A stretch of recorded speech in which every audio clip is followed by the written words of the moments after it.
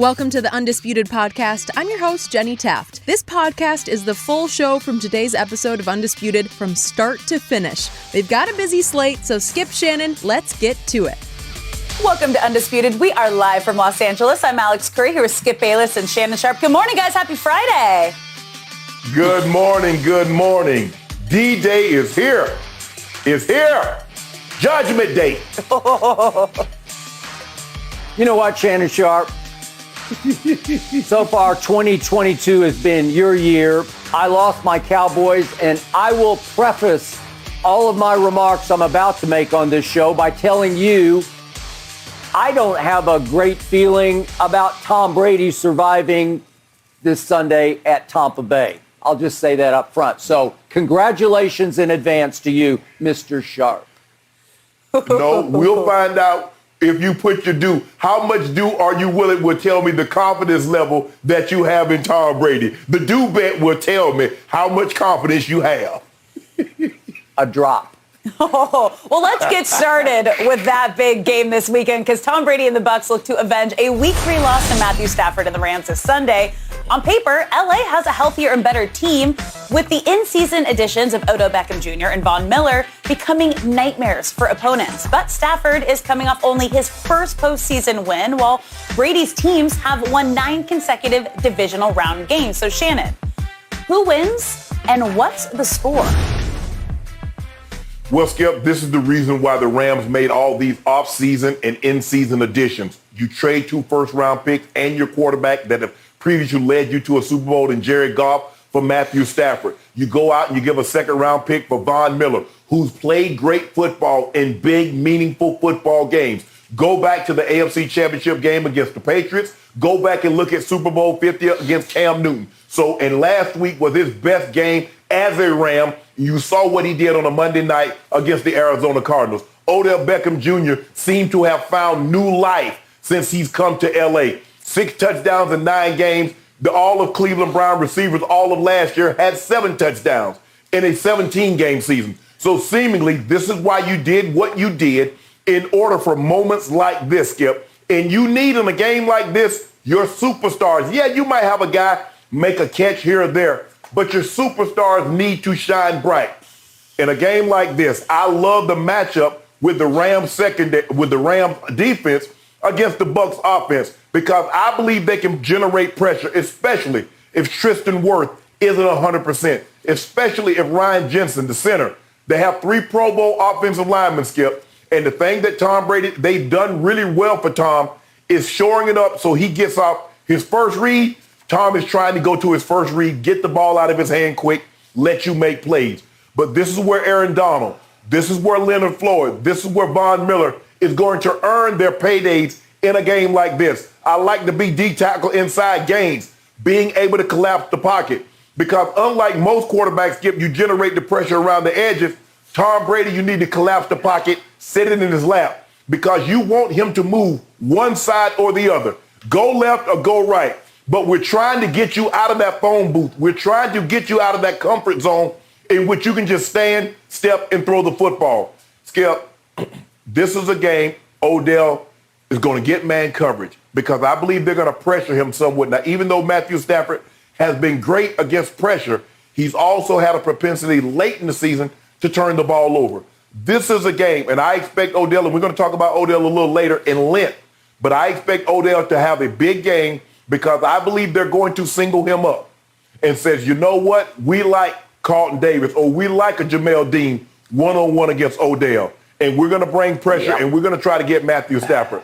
So with all that being said, Skip, I got the Rams winning a very close ball game. I believe it's going to be high scoring, and I'm going to say their Pro Bowl kicker walks it off. I'm going to go 30-27, Rams in an upset. Okay, off the top, I disagree with you about high score. I got a much lower score. I'll get to it in just a moment. But Shannon Sharpe, the Hall of Famer that you are, even though I have now built a 3rd swimming pool in my backyard for all my Diet Mountain Dew, this time, in this case, with my man, Thomas Edward Patrick Brady Jr., The one man in sports I do not bet against. You do have my back up against the Brady wall, because even though they do have Brady, and even though I believe he will play as well as he can, you know and I know what happens when number 12 has little to no time to throw. You know and I know what happens to that 44-year-old quarterback when he is under duress from all sides. He's never been the most mobile quarterback, even though I've made the case to you this year that he seems to be even faster than ever when he breaks away and actually runs for 4 yards up the field. But in this case, I'm afraid he's going to have nowhere to run and nowhere to hide. I do not love this matchup for Brady. And it starts with his right tackle, and the injury god said, let there not be Tristan Wirfs. NFL Network is now reporting that Tristan Wirfs is a long shot to play on Sunday. That means that his backup almost certainly will have to play. His name is Josh Wells. He has a pulled quad that should have kept him out of the game against Philadelphia, but he was marginally available. And when he got into the game, he marginally played because he got bum rushed. He got walked over. It was a disaster for Tom Brady. Brady got hit a lot in that game, got sacked, 3 times. And they were fortunate that they had achieved a lead before Tristan went out. Correct. I don't think he's going to be able to play a snap. Ryan Jensen, the Pro Bowl center, is also not right. He practiced limited. I think he will try to play. I don't think he will be great in this game. I don't think he will be himself. And all he has to deal with is the best defensive lineman in the National Football League, the guy you say is the best defensive player in the National Football League, the guy that some people make a case for is the greatest defensive player ever in the history of the National Football League, Aaron Donald. You mentioned Greg Gaines, and every time I look up, he's in the backfield because you have to double Aaron Donald, and here he comes. And every time I look up, there's that Gaines guy again, making gains. And every time I look up from the other side, there's Leonard Floyd. He is really hellacious good coming off the edge. Von Miller has reinvigorated, recreated himself in L.A. after a little bit of a slow start. He's starting to look like 2015 Super Bowl Von Miller to me. So we're talking about an avalanche of a rush coming down upon Tom Brady. And you know what's happened? Von's had his number.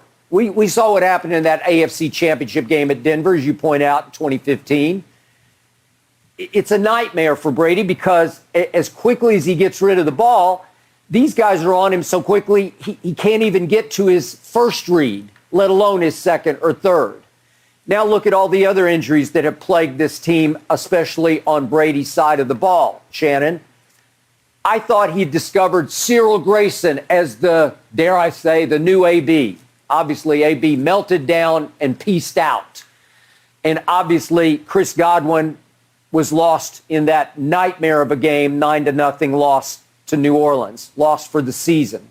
I thought, okay, at least Cyril Grayson, a former track star from LSU, albeit undrafted, I thought, Shannon, okay, he walked it off, ran it off against the Jets that AB day, and I thought, oh, great, now he's got at least a quasi-weapon, some semblance of an AB. I don't think Cyril Grayson's going to be able to play because he pulled his hamstring. I thought Bashard Perriman, who they discovered in overtime against Buffalo, I thought, okay, maybe something. He's been limited in practice, and I think he'll be at best limited in this game. Leonard Fournette, playoff Lenny, Lombardi Lenny, didn't practice this week. He tried to sort of work out with the trainers. I'm going to guess, Shannon, he can't go.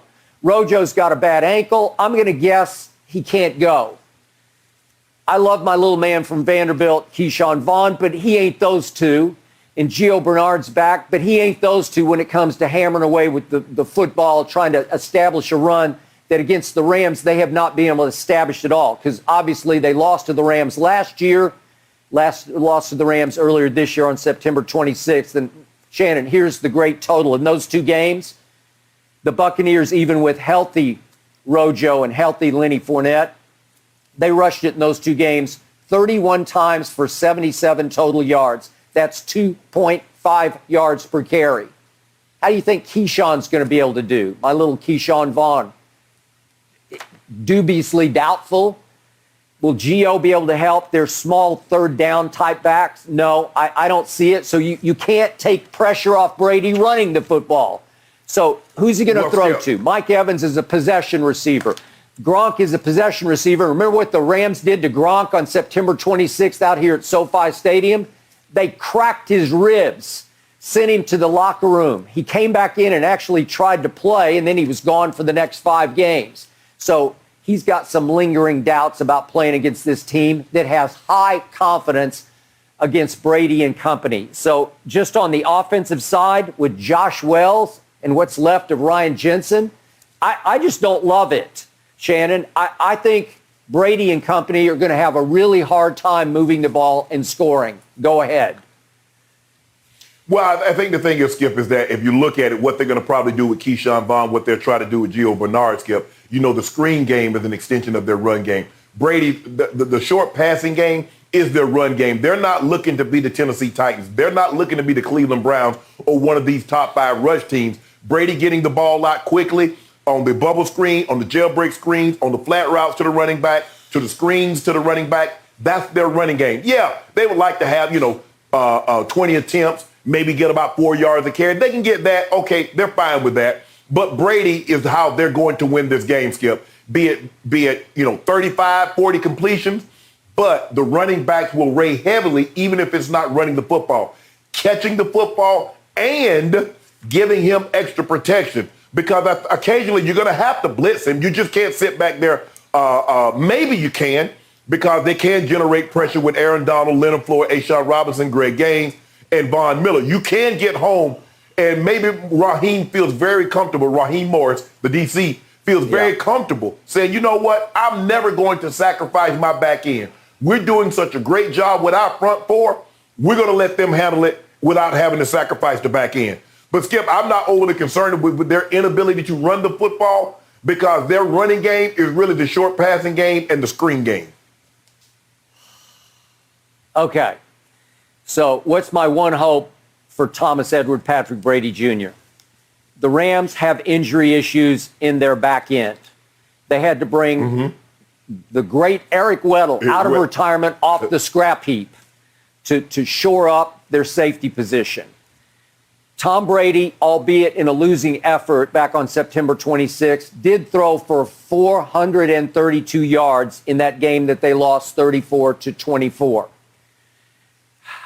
I think maybe he'll find some weak spots if he has just 2.5 seconds to throw, albeit to a Tyler Johnson who's just a possession receiver who can't separate. He's a 5th-round draft pick, obviously not the quickest guy in the world.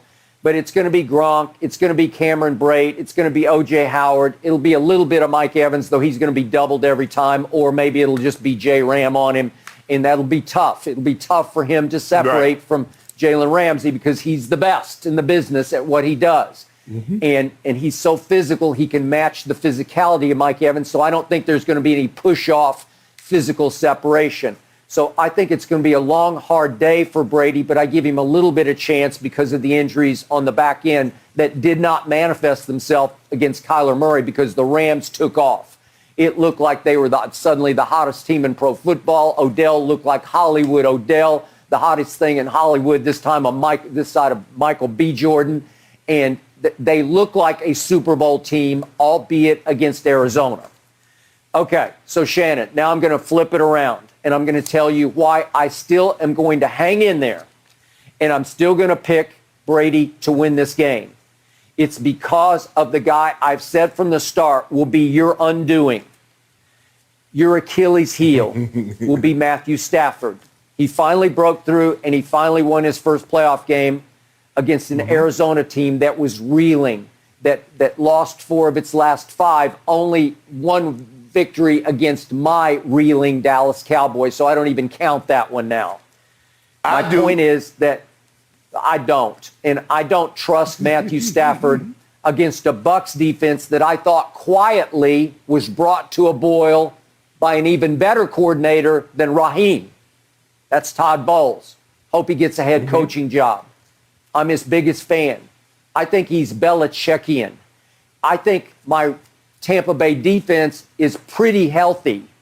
I think it suddenly found itself right on schedule just the way it did 1 year ago.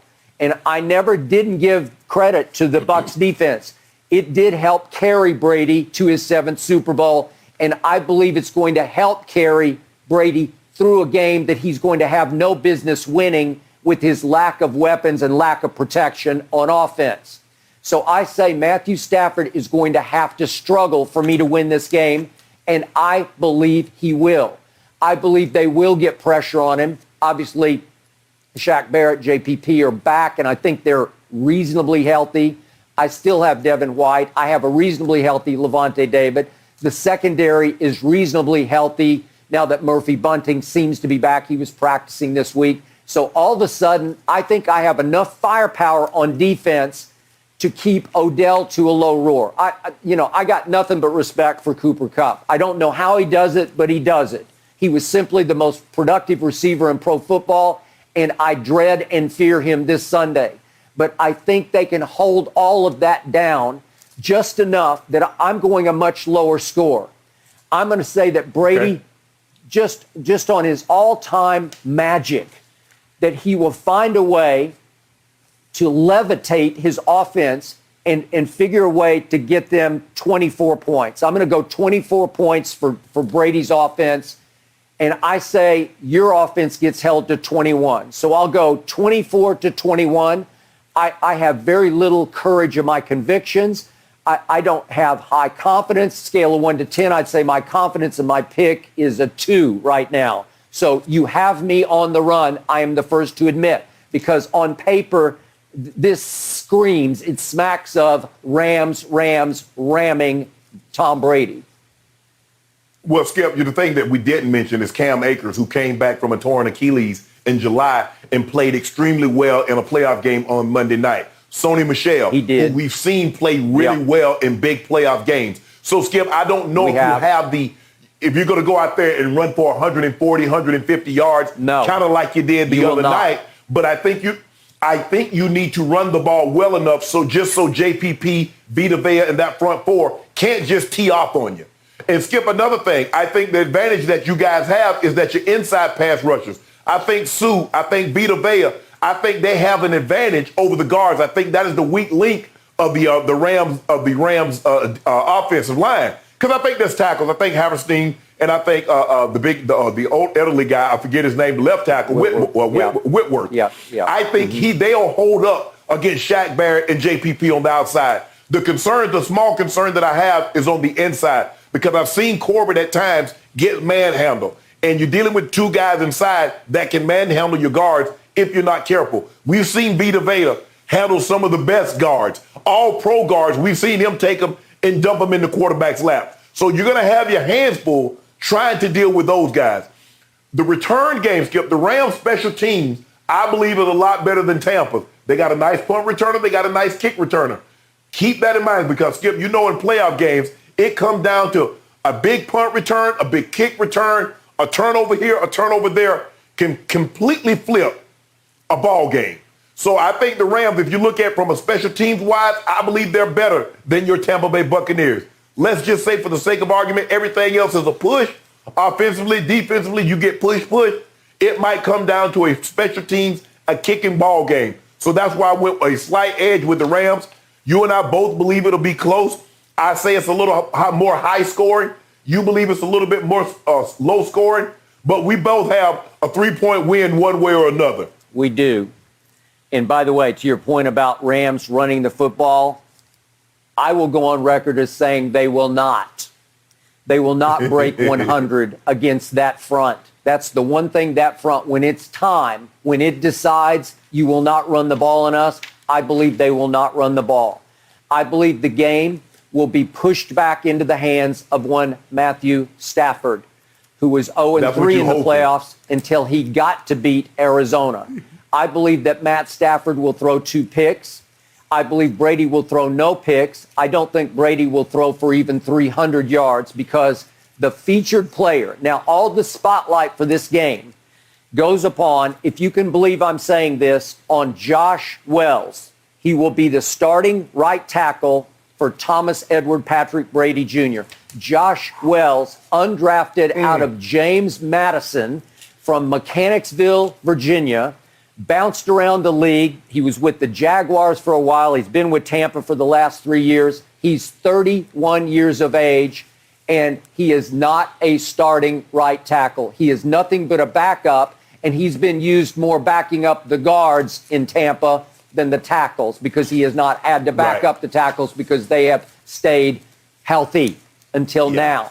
So I fear that the injury gods just dictated, let there be Rams. Because when you take away the right tackle from Brady, this is going to be big trouble against Von Miller. I think Von Miller is going to feast in this game. I think it will be a big Von Miller game, and it will take all of Brady's goatness to pull it off. But I'm not going to back down. I'm not going to give up. I don't love it, but I'm hanging in, and I will bet you 2 cases of Diet Mountain Dew that Brady somehow prevails. Only 2. But that's a lot given what I just laid out for you. That ain't no lot, no, 5. We got a 5. 2. You 2 at cases. the 5. You at the 5, Skip. You know when you go to Vegas, there's a minimum. You could be at the $25 table. No. You could be at the 50 minimum table. You could be at 100. This is a 5 case minimum bet right here, right now. And I'm concerned about you Gronk. got me on the run. I do. That's my job. That's my whole purpose. I'm trying to keep you on the run also. Yeah. But Skip, you You're the know all-time in games front runner. like this. Yeah. You know games like this, Skip. These are the type of games that Gronk, he be meddling around. He'll have 2 catches, and then he'll come to playoff times, and Brady will force feed him, and he'll end up having 7 catches for $125 and a touchdown or 2. So the question is how they're going to match up. I would not be surprised on some occasion you don't see Jalen Ramsey matched up against Gronk. I would not be surprised to see that at all. Okay, last point. Okay. I will go to 4 cases only because of what Coach McYay did early in the 3rd quarter of that game out here on September 26th at SoFi. Coach McYay, as you recall, on a 75-yard touchdown pass to Deshaun Jackson, no longer a Ram, broke the game open 21-7. Yeah. Coach McYay ran all the way up the sidelines like a hairy high school coach, ran all the way up the tunnel to congratulate a receiver that he soon ran off. A receiver no longer with the Rams. And I believe that will stick in Brady's craw. I believe it sticks in the Bucs' craw. And I think just as they got even with Tyreek last year for backflipping on them, they got even with him in the Super Bowl. I believe they will get even just for Harry High School Coach McYay. That's what I believe. So you know what? I just did it. 5 cases. I got 5 on the goat. Thank you. Way to go, 5. Shannon. You got him up. You want 5 cases? You and got you know what, me. Skip? I want another case that say Matthew Stafford outplays Tom Brady. Matthew Stafford numbers will be better. His QBR, 5 his is QBR, 5. and I just hit the. I just hit the Las Vegas minimum of 5. That's all I want, all I need, and I can't wait to see you on Monday morning. That's what I can't wait for. This is going to be a great one. And according to Fox Bet, the over-under is set at 48 combined points for this game. So it's going to be a good one. It's going to be a close one. I'm with both of you. But let's move on to No Mercy. After leaving Wednesday's game without speaking to the media, Russell Westbrook has finally opened up about his benching during the Lakers' loss to Indiana. When asked if he was surprised by the move, Russ said, quote, surprised? Yes, I was disappointed I didn't go back in, but I'm more disappointed that we lost the damn game. The former MVP also added that he's eager to figure stuff out and do what's best for our team to win in the long run. Shannon, what do you make of what Russ said here? He's saying all the right things. But what he's saying hasn't been matched up by his play. Because you say you're trying to do everything you possibly can. How about shoot with a better efficiency? How about turn the ball over at not a higher rate as you've been doing? And you've done a great job of that. How about play a little defense? Not great defense, just a little defense. Skip, look, I get it. And this is what I don't get. How he said he's upset that they lost, but that doesn't match about what you said. You said before that whether you win or lose, the son, life goes on. Now you're concerned about losing. Skip, look, when you're an all-star, when you're a superstar player, it hurts getting benched. Nobody likes to be benched, let alone a guy that's performed at the highest level, the guy that was an MVP, the guy that's been an all-NBA player. So this notion that all of a sudden you care so much about winning, when through your own words, it's not the end-all, be-all. Life goes on. I'm in L.A. I'm with my kids. I see them smile. Now all of a sudden you care about winning. No, it hurts your pride. You got benched. And no, you have not. There's a reason why. We're going to go a little bit more in depth about this, Skip. There's a reason why you've been on 4 teams in 4 years. Let that sink in. A guy that's had historic seasons have done things that nobody in the history of the game has ever done or thought could be done. This is his 4th team in 4 years. Why? Why has Russell Westbrook been on 4 teams in 4 years? I don't get it. The Lakers, you played against Russell Westbrook in the bubble. And what was the scouting report? Let him shoot. He'll turn the ball over. And then you turn around and sign the guy to help you win the championship, when one of the reasons why you were able to get to the championship because you played that guy. Wow. Skip, I take everything that he says with a grain of salt, because what he said in one breath and then what he turns around and says now, it does not jive. It does not mesh. Had he said, look, I'm here to win a championship, it keeps me awake at night if I don't win the championship, because I just want to know, not that the sun's going to shine tomorrow, not there's more important things in life than the game of basketball. Hell no. If you talking like that on my team, I don't want you on the team, because I know how much I invested. And let me tell you one thing, Skip, before I turn it over to you. I'm never going to invest in an individual that doesn't invest in me. So what Russell Westbrook is telling me, he's not investing in me if I'm investing in the game of basketball, because he said there are other things more important. Well, if it is, we on the wrong team. We need to be split apart. So whatever he said, he's upset. Yes, he's upset because he views himself as a superstar. And he got benched. They told Russ, without telling Russ, how do you say something without saying something? We got a better chance of winning the ball game with the guys on the floor and you sitting over here with me than you in the game and one of them sitting over here with me. That's what they told Russ. Long story short, they told Russ, we have a better chance of winning the game with Austin Reeves, with a Stanley Johnson, with a Malik Monk. Correct. Than one Russell Westbrook. Preach. Agreed. Okay. My take on this from a distance is that Russ stewed about this. Russ went to his agent and said, I need to draw a line in the sand, albeit this time in the Orlando sand, not the LA sand, because they're going to play there tonight. Ironically, back where they won their last championship in the bubble. And I believe, I don't know this for a fact, but I believe that because when you want to make a big statement in the National Basketball Association, you go to whom? You go to Woj, right? It's the biggest mouthpiece, the biggest stage that you could gain entry into would be, let's let Woj know that we want to speak up and speak out. So when they landed in Orlando, the call had been arranged, it sounds like, from a distance. I don't know the exact behind-the-scenes workings of this, but it sounded like they went to Woj and said, we would like to make some statements to you. Great. Right. Congratulations to him. And Russ spoke. And to your point, he spoke nicely, but the between the lines message here to me was, I'm doing everything I can to help you win. So from here on, you better not take me out in fourth quarters, because I'm the reason you got this far. And I'm thinking, you got how far? You're 22-23, mostly because of Russell Westbrook. You have tried to overcome him unsuccessfully. He has become the ultimate liability for what a lot of people thought was going to be a very good team, a team that was the odds-on favorite to win the championship this year, has been undone mostly. That you can throw the injuries in to AD and obviously Kendrick Nunn, Barry Southers, LeBron gone for a little while. But in the end, you know and I know, we both agree, the liability here, the piece to the puzzle that LeBron and AD vouched for, if not pushed for, that cannot be overcome is Russell Westbrook. So I read these quotes, and the first one that stuck in my craw was, but I'm more disappointed that we lost the damn game. I'm calling BS on that one because I don't believe it. I don't buy it because there's been no other statement out of his mouth that said he was more interested in winning the damn game.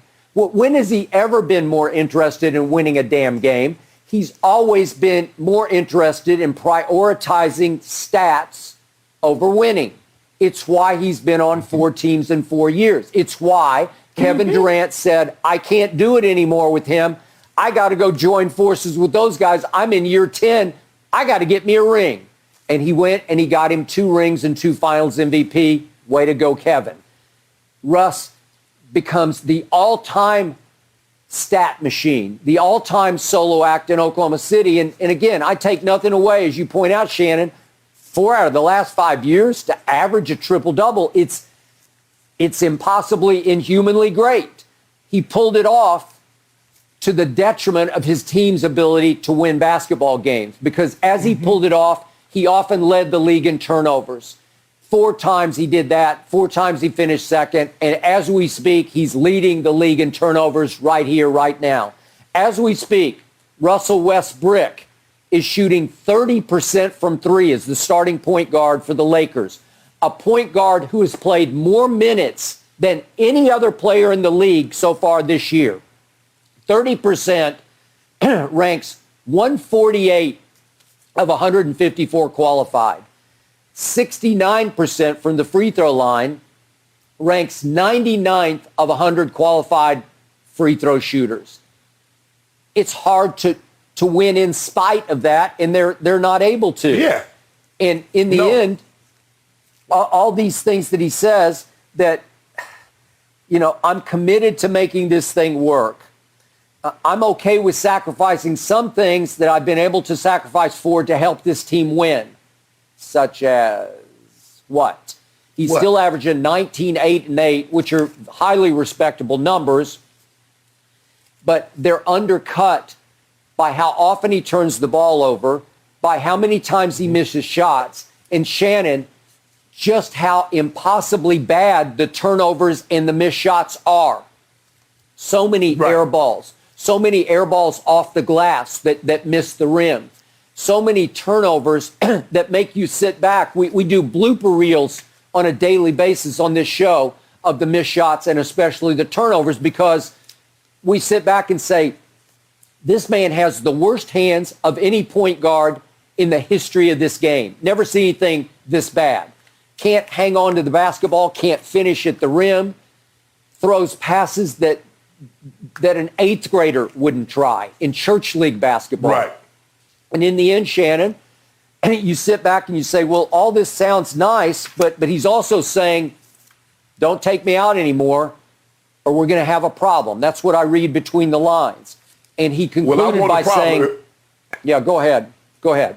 If I'm the Lakers, I want the problem. See, what the Lakers doing, the Lakers saying, well, we don't want to come up and to buy a guy even though we want to trade him. So we hope Russ go to his agent, say, hey, get me up out of there. Then we can say, you know what? Russ wanted to be out of here. We're trying to facilitate that. And you're absolutely right, Skip. When teams or guys want to get something out, they go to Woj. Woj is the NBA inside what Carl Bernstein and Bob Woodward is to D.C. politics. If it happens in D.C. and one of them gets a hold of it, it happened. It was said. And trust me, when they say it's going to come to fruition, it's going to come to fruition. When Woj says something, Skip, you put your bottom dollar on it, it's going to happen. So that's not an accident that he went to him to do this interview. Or Woj was able to get this interview from Russ. But Skip, if Russ' previous actions and previous words wouldn't jive with what he's saying now, Skip, you know your boy on the wagon with both feet.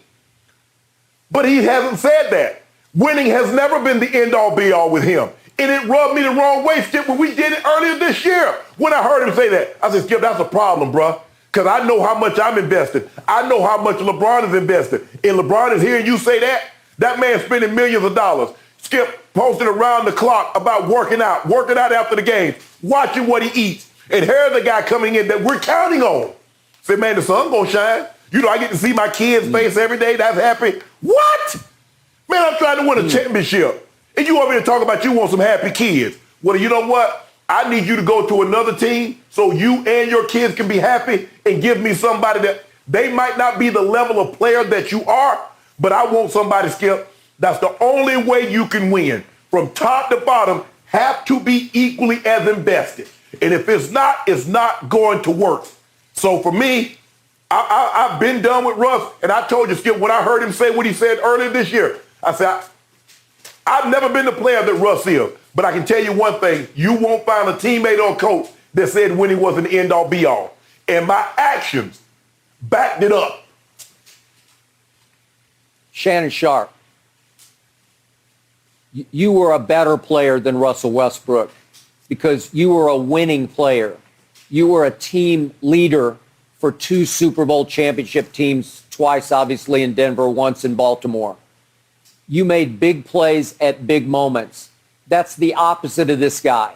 I get all the talent. I get greatest 6'3" rebounder we've ever seen. It doesn't contribute to winning championships. It undercuts the ability for a team to win. He's the opposite of Shannon Sharpe as a leader because he's a complete solo act. It's all about Russ all the time. He's defiantly delusional. And his last lines to Woj were, we have a legitimate chance to be able to win it all. Russ, I'm sorry, not with you in the middle of this. You don't. And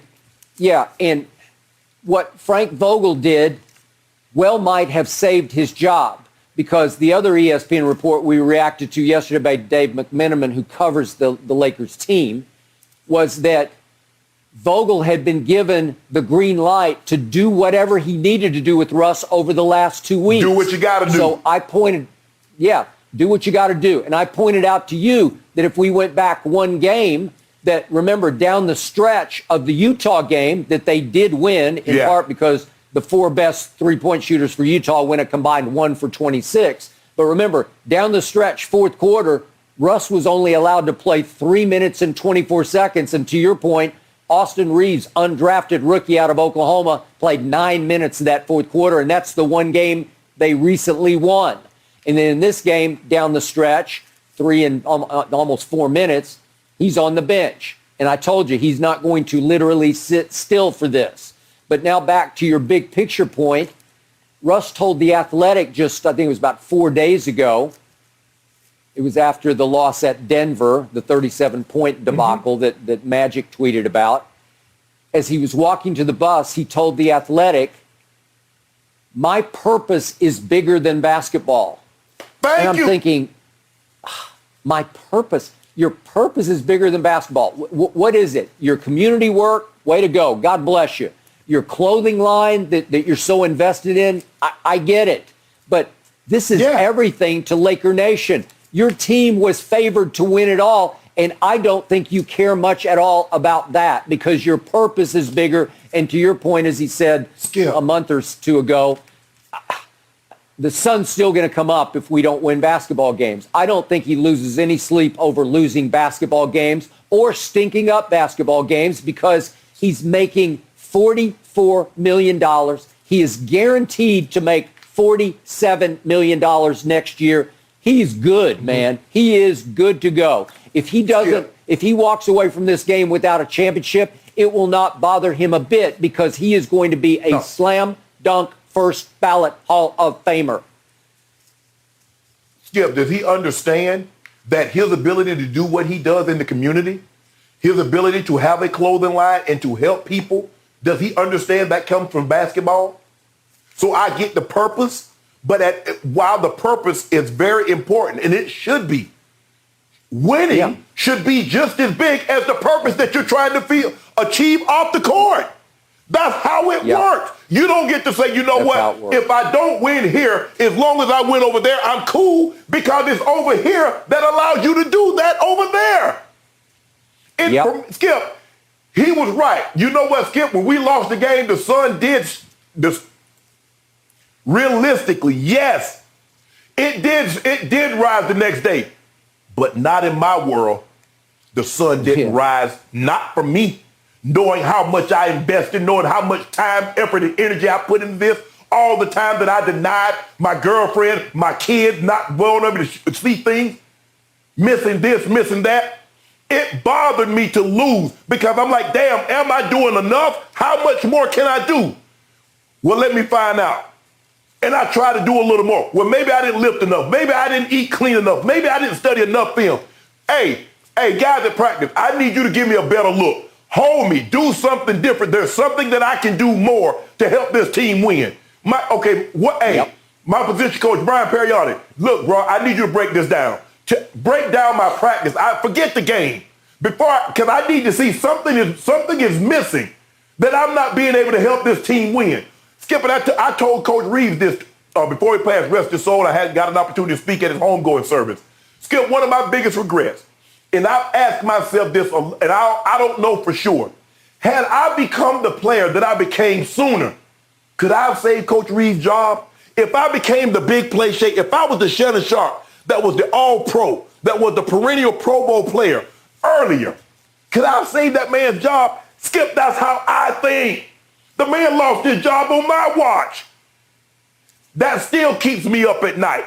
A lot of people don't think like that. Well, Shannon, that's just what happens. You got into the coaching profession and you know how it is. That's not how I think. Because I don't want somebody to say, well, hey, it is what it is. Shannon lost his job. He just lost his job. When I believe maybe I could have prevented that. That's what bothers me most about Russ. Skip, I don't give a damn about the turnovers. Yeah, I would like for him to take the ball, to protect the ball. Yes, I'd like for him to shoot 50% from the floor. But it seems to me the lack thereof of caring about wins and losses. And that is how you're measured in sports. That's why they keep score. That's why they have a sheet. Skip, they keep scores in everything. Ford and GMC is in competition. Mercedes and BMW is in competition. Google and Facebook is in competition.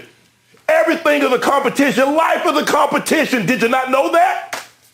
He just rubs me the wrong way. He always have, and I thought it was going to be different, but that's my fault.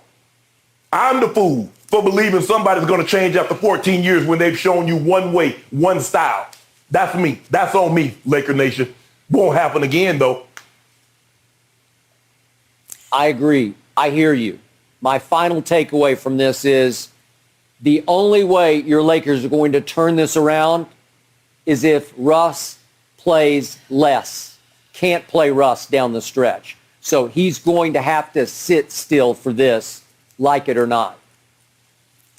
Traded for John Wall. Can we trade it for John Wall? They've been traded for each other before. I'd rather have John Wall. Yeah, it's going to be interesting to see how this Lakers and Russ situation plays out. But let's move on to a different situation, because the NFL has fined Dak Prescott $25,000 after he praised fans who threw bottles and trash onto the field after Sunday's loss. Now, Dak apologized earlier this week, tweeting, "I was caught up in the emotion and the disappointment of the loss, and my words were uncalled for and unfair. That was a mistake on my behalf, and I am sorry." Shannon, what is your reaction to this whole situation? Hell, he should have been fined. Hell, I wish he'd have fined a lot more. Because sometimes, Skip, you know what, punishment is for the perpetrator, but it's also to deter others from doing such said acts. The man basically said, okay, violence against officials. If you believe they've made bad calls against your home team, it's okay to dump trash on them. It's okay to throw bottles at them. That's basically what he did. Dak knows. He got caught up in the emotion. Skip, it's an emotional game, but the really great ones can take the emotion out of it and play with a level head. You don't get too high. You don't get too low. You stay even keel. So even though Dak had ample time, Skip, it had to be because Dak was fully dressed. So that means he took his pads off. He took a shower. He did. And then he came to the podium. So he had plenty of time to calm down. Skip, this is they stuck a mic in his face walking off the field. This is whether they got him right in the locker, at his locker. This is what they tell you as soon as you get to the NFL. Hey, guys, you control what you say. The media, they ask you the question. They control what they ask. You control how you respond. You control what you say. Dak had plenty of time, Skip. And I get it. A lot of people say, well, Shannon, hell yeah, he gonna apologize. He saw the firestorm that had brewed since he said what he said. That's why when you and I came on the show Monday, Skip, I said, man, I sure wish Dak would have offered an apology Sunday night. I wish he'd offered an apology before this thing, but it was Tuesday. So I get people being like, well, hell, Shannon, he didn't have a choice but to apologize. He saw the firestorm that he had created. But no, I wanted the NFL to find him a little bit more because you got to deter other players. You can't do this. You can't incite violence. You can't say, well, the official. And he tried, because what he did, Skip, is, well, if I point to the officials, that was the last play. That's the freshest things in everybody's mind. They're going to forget that interception. They're going to only forget I had 2 targets for C.D. Lamb. They're going to forget everything, the bad play I did, and then see, I put it on them. It's their fault we lost the game. Not that I didn't play. I played terrible. Nah, you can't do that, Skip. So the NFL was well within their right. They should have fined him. I would like to see him fine him a lot more. You can't fine him enough to hurt him, Skip. I think probably the most you could probably fine him was maybe $100,000. What's $100,000 to a guy that made $75 million in NFL dollars, not considering what he made off the field? But Dak was wrong for what he said. I'm glad he apologized. But the NFL was absolutely right in doling out punishment for what he said because it's unacceptable. Yeah, but Shannon, as belated as Dak's apology was, so was this fine. We had to wait all the way to Thursday to get kind of an afterthought, excuse us, wrist slap of a fine for measly $1,000 that in this day and age comes across like 25 cents to, as you point out, a player making $75 million Jerry Jones dollars just for this year, including signing bonus. It just hit me wrong again. Like, NFL, where were you? It felt like the NFL finally said, well, I guess we have to do something because he did apologize profusely via Twitter, and the NBA referees did take a shot at us saying, you've got to punish him for that. And I'm sure the NFL referees and their association were poised to say the same thing and double down on that. And we concluded that Dak was a little late to this party, and his hand got forced by, ironically, the NBA Referees Association, because then all of a sudden Dak's thinking, uh-oh, I got my own refs to deal with, and they're going to have it in for me if I don't apologize to them and say a lot of great, nice things about them and try to re-butter them up to come back around to protect me when I'm in the pocket instead of looking the other way at roughing the passers. And obviously, at last count, Dak had 12 national TV ads that he does. And I'm sure at least a couple of those sponsors made it clear to his agent, we don't love this. And we need to rectify this if we're going to go forward with our contractual relationship to promote our product, because you can't be promoting a product if you're advocating fan violence after games. That doesn't sit well. That doesn't work. So all those things forced Dak's hand to finally come back 2 days later and apologize. And then the NFL was like, I guess we have to do something. And Skip, they were a day late. At least, you got to go to six figures in this day and age. Yeah. NFL fines normally come out on Wednesday, Skip. So they were a day late. If you want to say they were late, they were a day late. But the fine system normally comes out on Wednesday. They'll notify you, and you get that FedEx package from Park Avenue in your locker. I got it. So, big picture, Shannon. You know how much I've loved number 4 since he was at Mississippi State. Yes. You know how much I love that my team stole him in the 4th round. You know how much I loved him when we started Undisputed, and I'd seen him play 2 preseason games out here against the Rams at the Coliseum and against Seattle up at Seattle when they still did have the Legion of Boom. And I said, that's my guy. That's my quarterback. Next year, after his rookie year, we made a commercial that was really good that never aired because Dak fell on his face. I have ridden, as you say, the Dak roller coaster, and it hit bottom this year because I'll be the first to admit, in all honesty and objectivity about my Dallas Cowboys, Dak disappointed me all year very long. He just didn't play remotely up to $75 million. And he started to disappoint me for the first time off the field after games and sometimes on Wednesday media sessions when he wouldn't own any of his poor performances. What slump? I'm not in a slump. He sort of got Russell Westbrook defiantly delusional. That's what you guys call it. And became, and he became very defensive and combative with the Dallas-Fort Worth media, if not the national media. Don't tell me I'm in a slump. I'm not in a slump. What slump? And then he'd have a big game against the Eagles practice squad, that final regular season game, and say, see, take that. That looked like a slump to you? Well, you're playing third stringers. No, it didn't look like a slump. Exactly. So in the end, I must admit that my guy Dak became the biggest blame deflector in the National Football League this side of Aaron Rodgers, who is the ultimate diva finger-pointing blame deflector.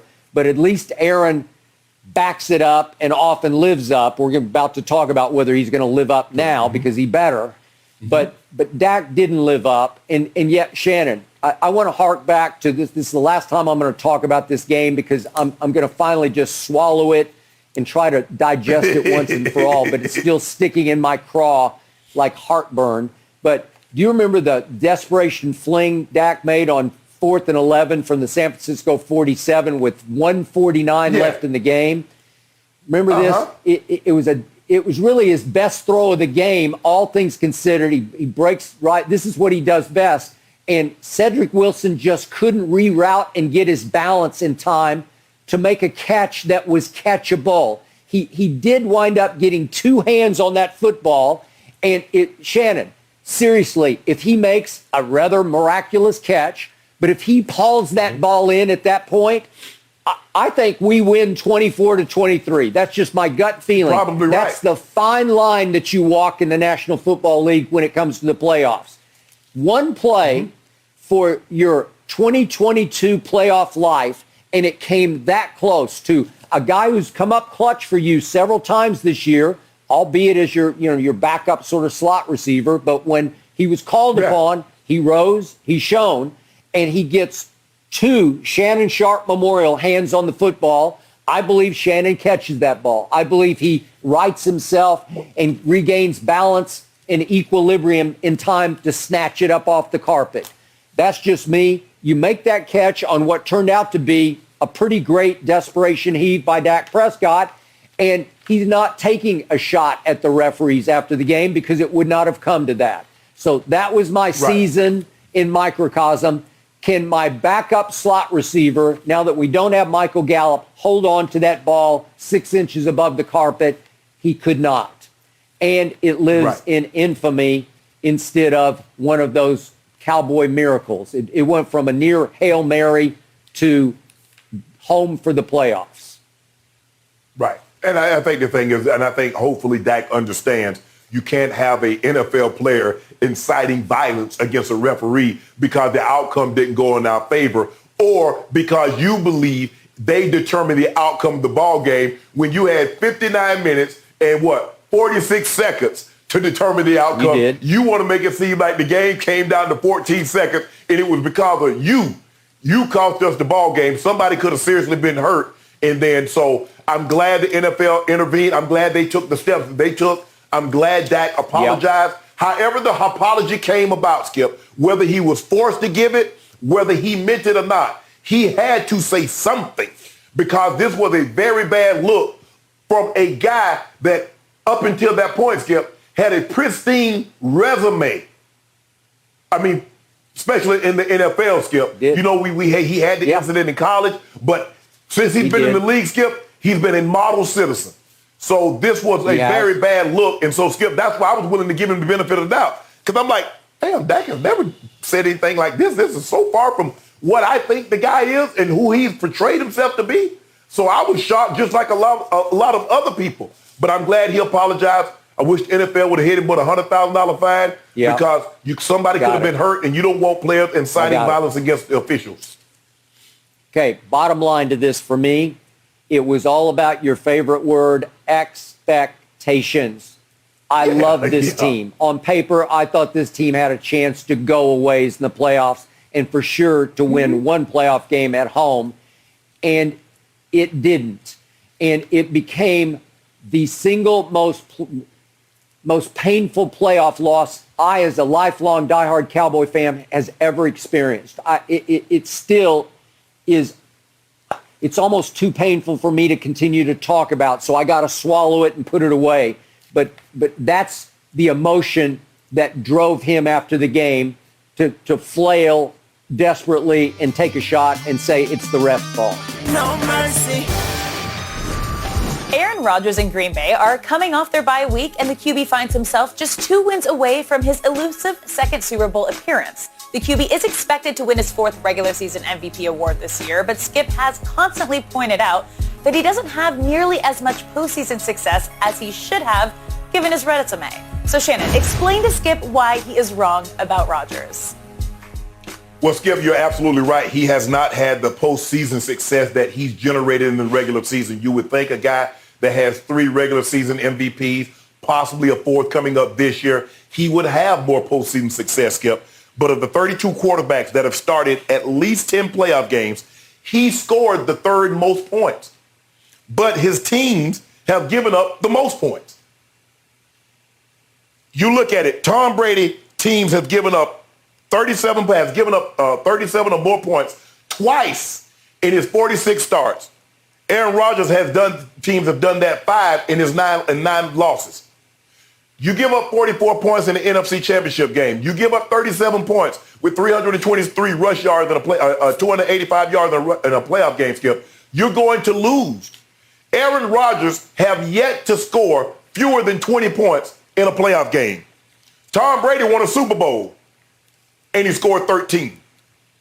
You see, a lot of times the quarterback gets a lot of credit, and he gets a lot of blame. But this is why they call it the ultimate team game, Skip, because as great as Brady played when he threw for 505, you said his defense let him down because they gave up 41 points. So Aaron Rodgers can only do so much, Skip. Tom Brady, I'm looking at Tom Brady held the greatest defense. Coach Belichick held the greatest show on turf. Now, remind you, they led the league in points and yards that season. He held them to 17. When he scored 13 and beat the Rams, they led the league in scoring that year.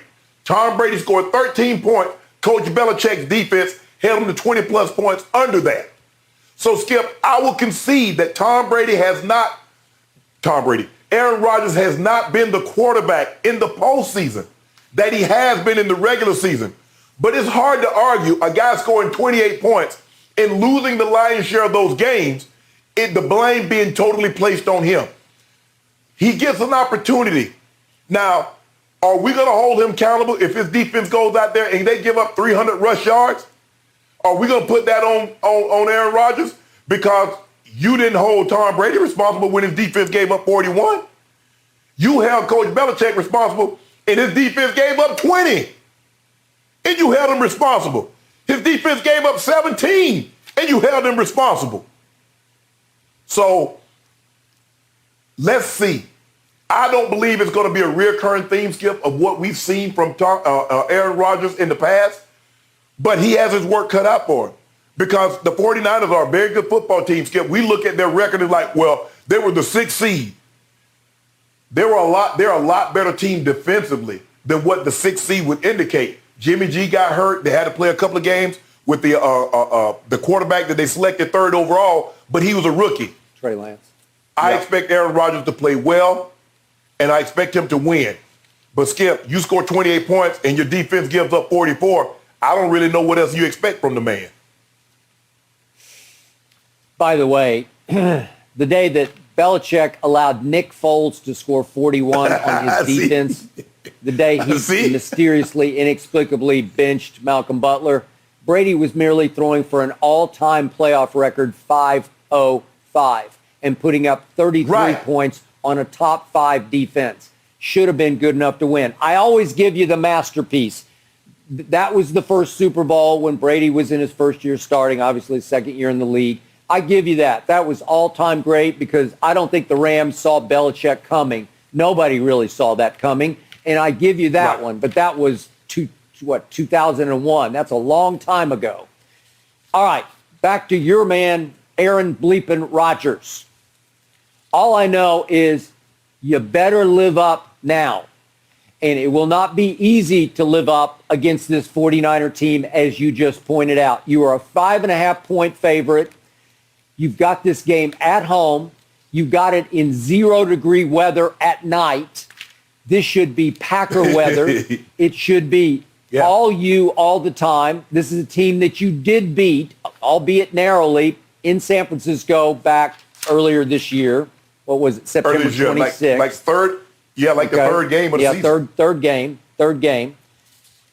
Okay, I'm going to sum this up by quoting a man who has covered this team for more than 30 years.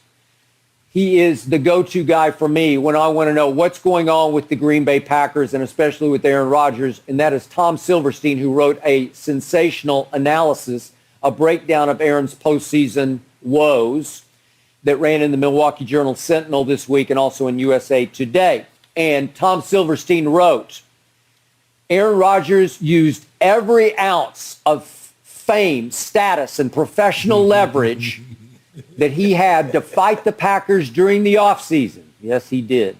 And while he has every right to do so and probably accomplish some positive things, doing such a thing requires holding up your end of the bargain.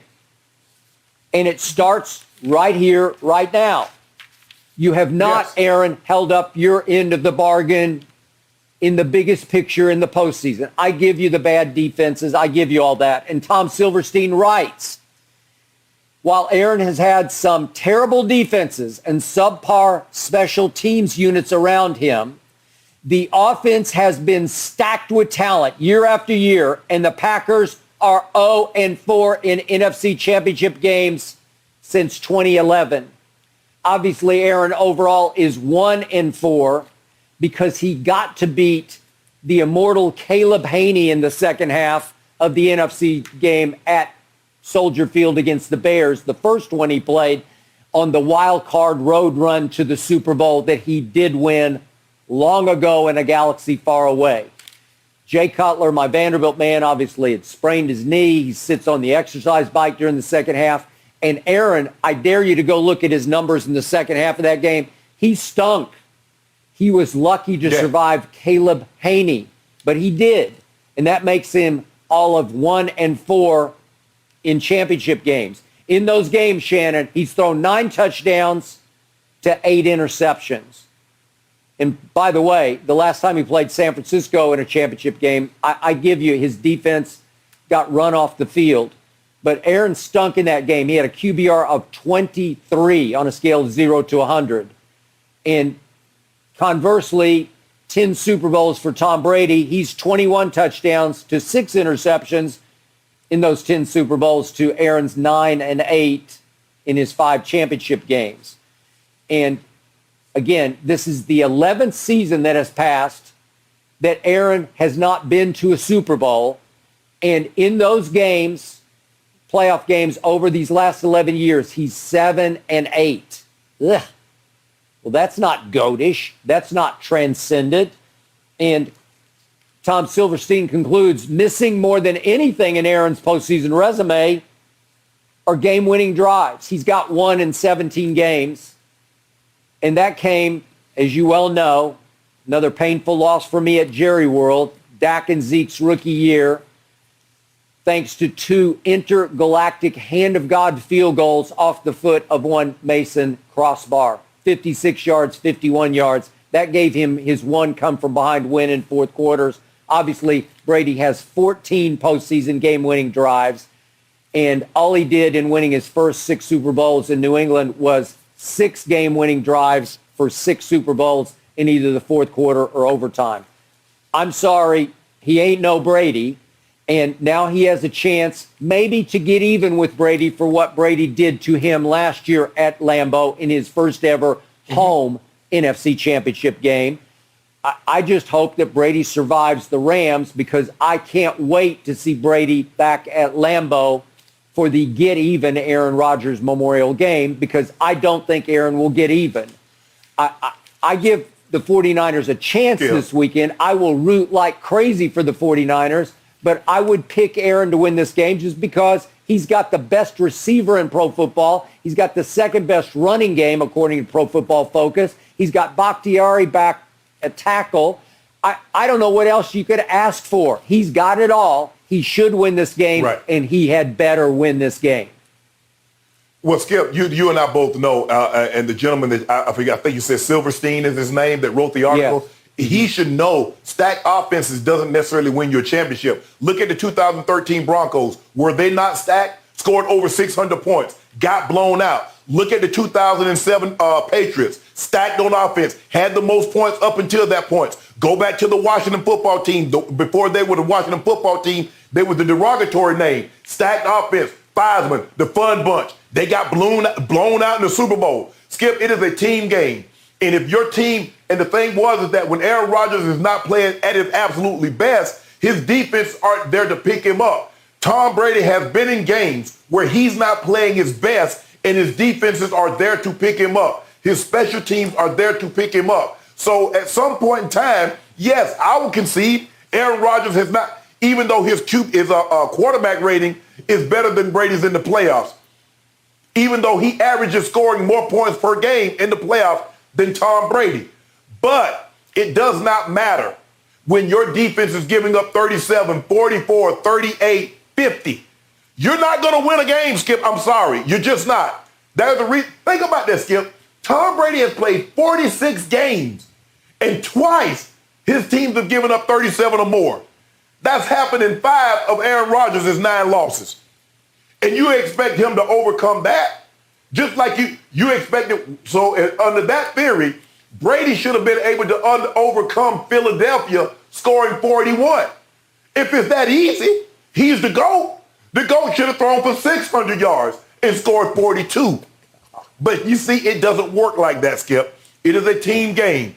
And on that particular Sunday, or Saturday if it's a playoff game, your team needs to play well in all 3 phases. Because if one phase doesn't hold up their end of the game, it will cost the other 2 phases. And more times than not, whomever the quarterback is, and the greater the quarterback, the more burden he's going to bear or responsibility he's going to bear for that loss. Shannon Sharpe, you are picking which team to win it all because you think Green Bay has by far the best team. Am I right? I'm picking Green Bay. I'm picking Green Bay. Thank you. Aaron Rodgers on paper has the best team, but it comes down to the intangible of, can you inspire the best team? Can you lead the best team to a Super Bowl victory? Because that's what Brady does best. He inspires. He makes everybody better just by his leadership presence. I think Aaron Rodgers is the opposite of Tom Brady when it comes to leadership. I think he's more of a solo act, blame-deflecting, finger-pointing diva, and I think it manifests itself in the biggest moments when his team does not rise to the occasion around him.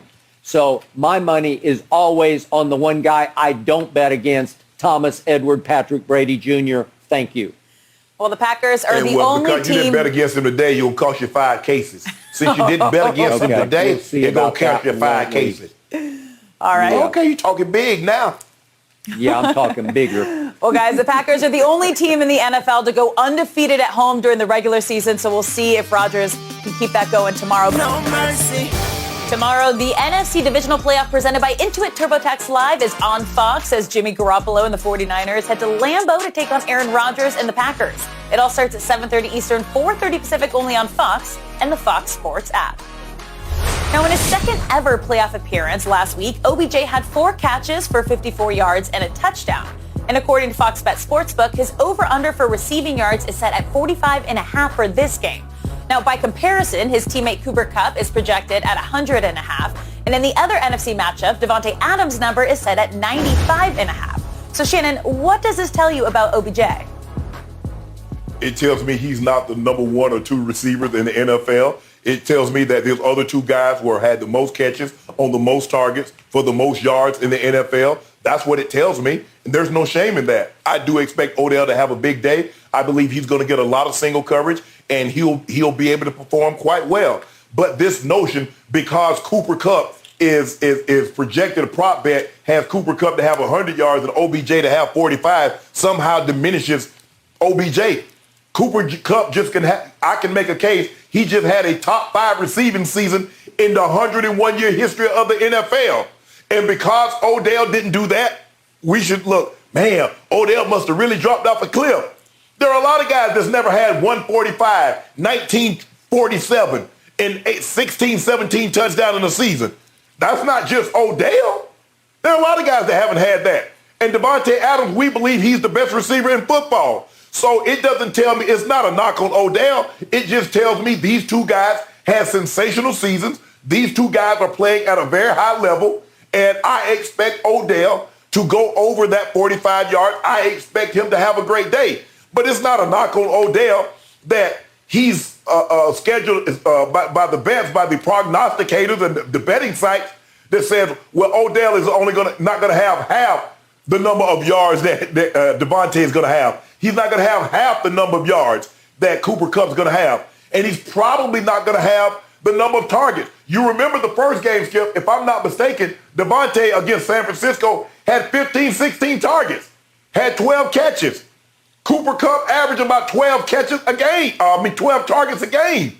Odell's not getting that. Odell gets 4 or 5, and he makes the most of those situations. So it doesn't tell me anything. It just tells me that Cooper Kupp and Davante Adams were unanimous first-team All-Pros. They were 1-2 in targets, 1-2 in catches, 1-2 in yards. That's what it tells me. Nothing else, nothing more, nothing less. But wait a second. Odell Beckham Jr. is still talked about, still treated as, still worshipped like he's a superstar. That's all I ever hear. Louis Riddick does a great job on Monday Night Football. The other night, Rams, obviously, versus Arizona, he was talking about how Odell has risen into a 1A position just right there with Cooper Kupp, that he's now the 1A receiver. And I love Louis Riddick, but I'm saying I can't see it. I can't find it. There's not enough there. The Emperor doesn't have no clothes, but he's got very few clothes once he's gotten to Hollywood. Because, Shannon, the numbers don't lie on this. Odell played 8 regular season games for the Rams. 8. That's a pretty good body of work. And look what he did.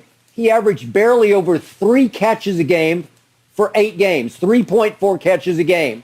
For a grand total of 38 yards a game. 38 yards for Odell Beckham How many targets, Jr.? Skip, he got 5 targets exactly a game. How many. He caught 3. Okay. Here's what he had over those 8 games. Cooper Kupp had 88 targets to Odell's 48. So almost twice as many targets went to the little white guy from Eastern Washington. Okay. Who knew? Like, you put him in a vacuum, you put him at a combine, and you say, it's Odell. And Odell's not an old man. He's 29. But still, Odell versus Cooper Kupp, you'd say, just about anybody would look at him just in a vacuum, and they'd say, I'll take that guy. I'll take Odell, right? Hold on, Skip. Okay. Skip, you remember what Odell was like his first 3 years at the Giants. And if Odell was in the first 3 years at his Giants, now we can have a serious conversation. But one guy over 8 games had 88 targets. The other guy had 48 targets. And you expect him to have the same production level as the guy that has 88. That's unfair. You realize he knew that he was coming there. Why wouldn't he have?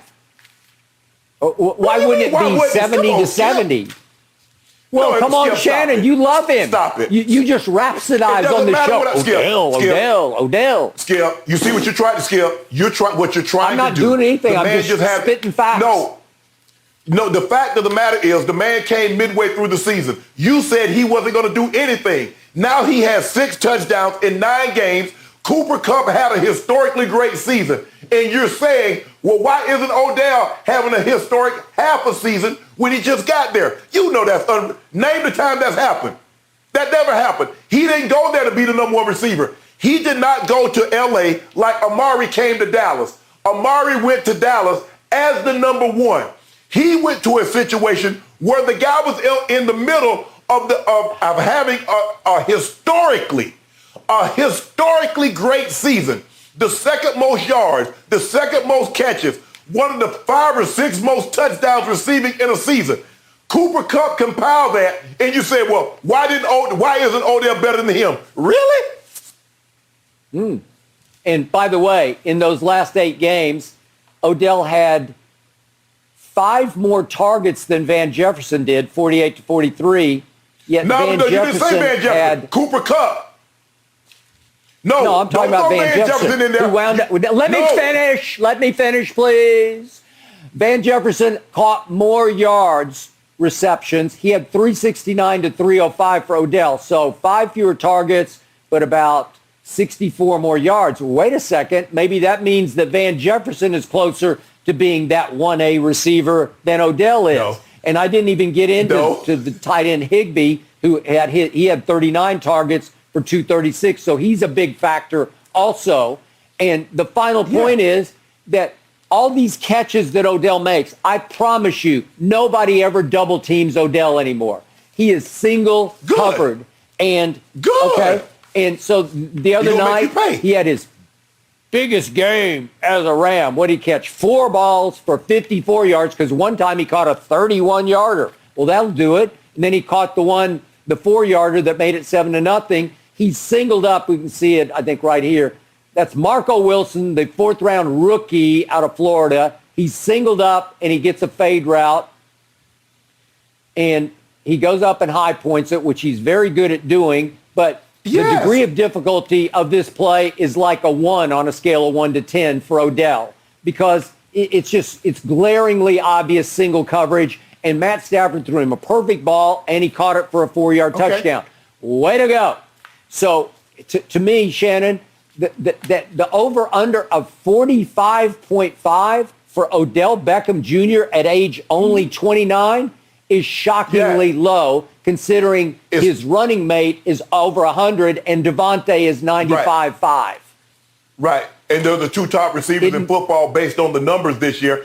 But, Skip, but when you look at it, the offense really doesn't throw the football outside the numbers. Even with Robert Woods, look at most of his catches in between the numbers. Look at Cooper Kupp in between the numbers. So Sean McVay has had to work this on the fly. I've got to integrate a guy that works really well. He does his best work outside the numbers. What makes him elite is his ability to high point the football, his lateral quickness, his ability to stop and start. So this is where I have to integrate him. Skip, we saw Deshaun Jackson work outside the numbers. It didn't work because Sean McVay doesn't have enough plays in his playbook. The lion's share of his plays come between the numbers. Well, if you got Van Jefferson in there, you got Cooper Kupp, who just had a historic season in there, what did that leave Odell? So now we've got to try to find a way to integrate him working outside the numbers. But you'll see, I believe he will be over the 45 yards that the betting sites have set for him. Odell is going to have a big day. If they're to win this game, Odell is going to need to have a big to a monster day. I give you this. That's paltry. That's nothing. 45.5 yards for Odell Beckham. Yes, he should go over that. I would bet on that if I were a betting man. I'm not going to bet on Odell for anything, but I'll give you that.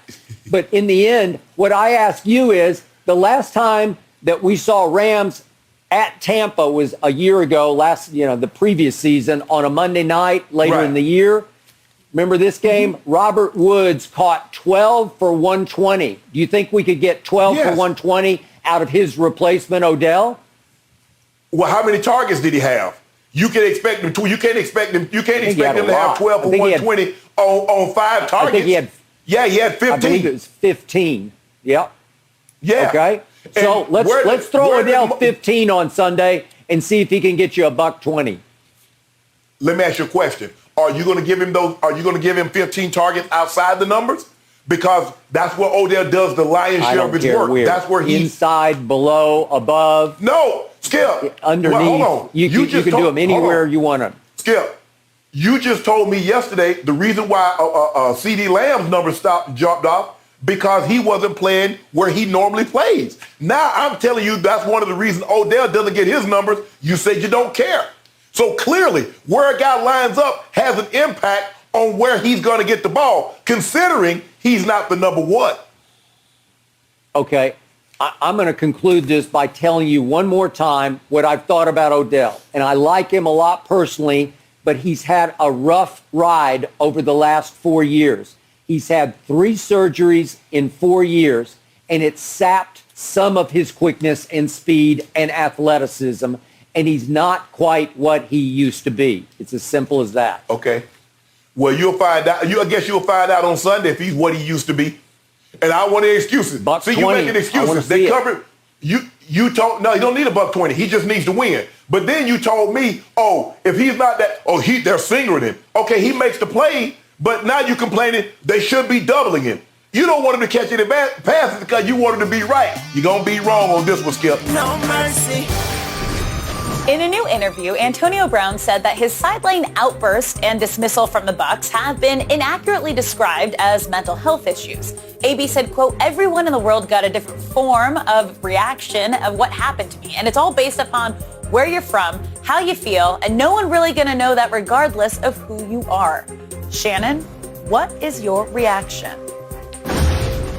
Well, first of all, Skip, I'm not clinically trained to diagnose or assess Antonio Brown, but I will concur with him.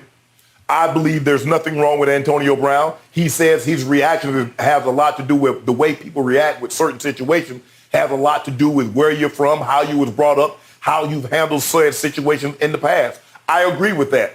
This is what we know about Antonio Brown. When Antonio Brown does not get his way, when he views that he's not getting his way, this is the type of behavior that he will exhibit.